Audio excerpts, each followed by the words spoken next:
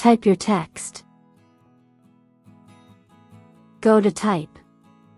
Create outlines. Go to Effect. 3D and Materials. 3D, Extrude and Bevel. Position, Isometric Top. Extrude Depth, 100. Surface, no shading.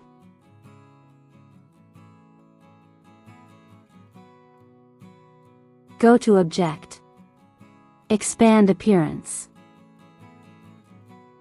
Make the text transparent and pick a stroke color.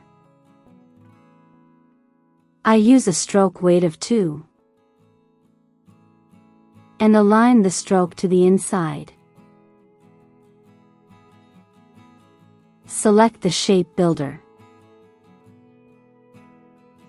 You can now connect the parts that need to be connected.